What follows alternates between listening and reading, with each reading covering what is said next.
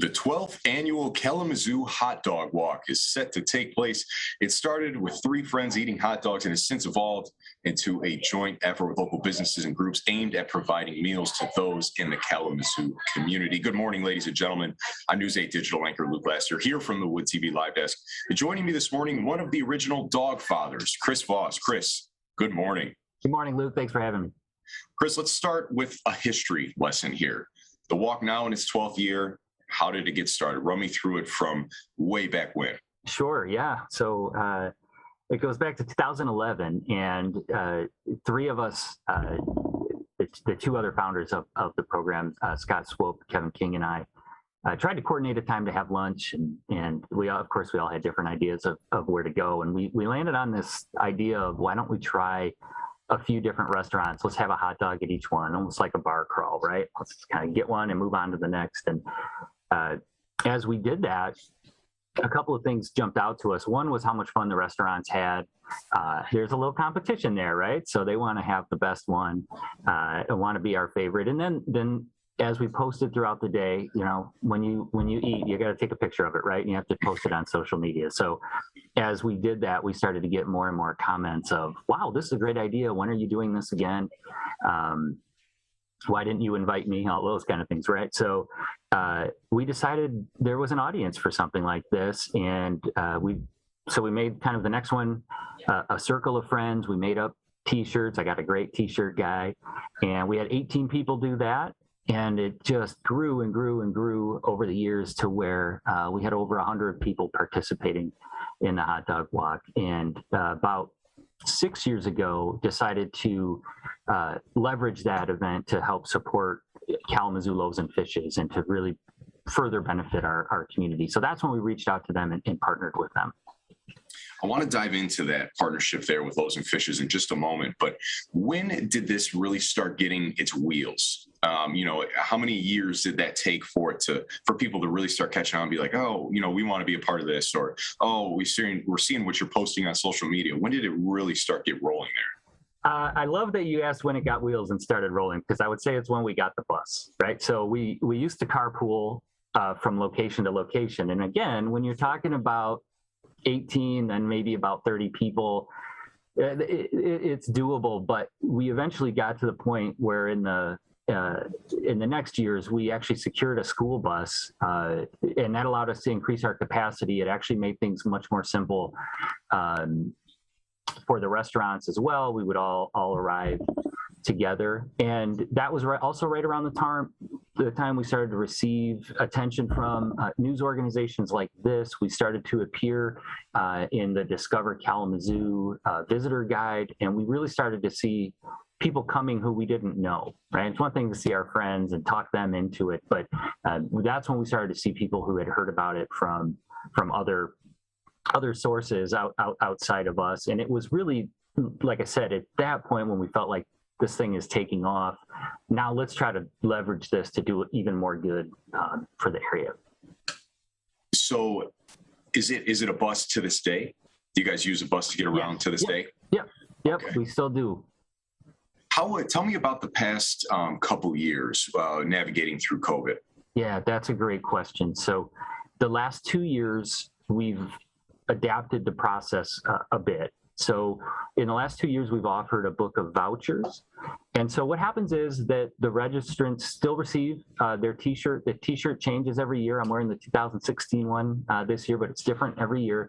They get their T-shirt, but in the last 2 years, what they get is a book of vouchers for each, a hot dog at each restaurant. And so they can actually use that book of vouchers. They could use those vouchers throughout the year and basically do the hot dog walk at their own pace. Some of our most loyal hot dog enthusiasts will do it like the event, and they'll pick a day and they'll just go do all of them at once.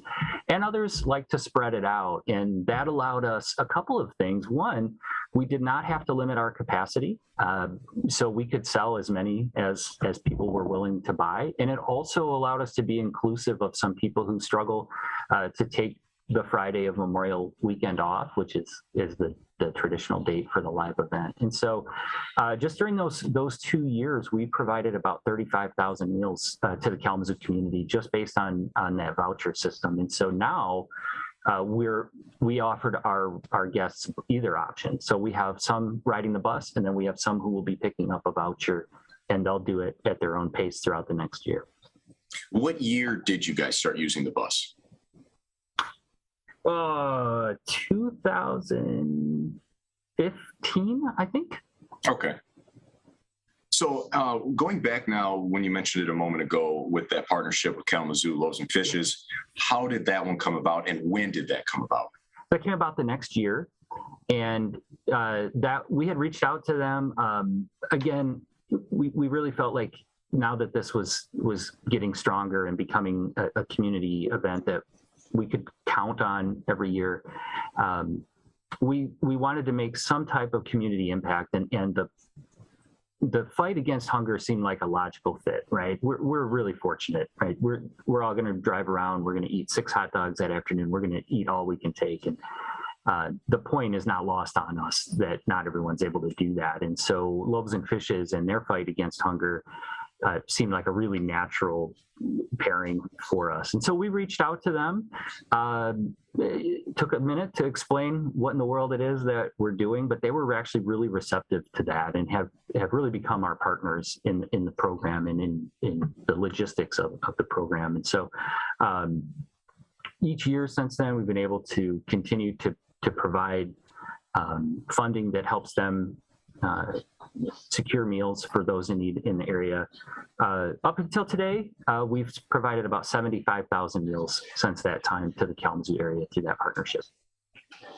Chris, why keep something like this going? That's a great question. We really have 3 pillars of the Kalamazoo Hot Dog Walk. And what we look at is whenever we innovate and we add the bus, we add other features, does it support the community? Does it support local business? And is it fun? And we've been able to check those boxes every year, even when we had to accommodate for the pandemic, and especially during the pandemic when there's more need than ever for support for those who need the services of our partners like Kalamazoo Loaves and Fishes. And so it's a lot of work. It takes us all year to put together. We have to think on our feet. We've had to adjust for the pandemic, but the feeling once we know, once we've gotten through the event and the amount of good we've done for the community makes it all worth it. And it's also a very important time as we get to the end of the traditional school year, when so many families depend on their school to meet some of their food and diet needs.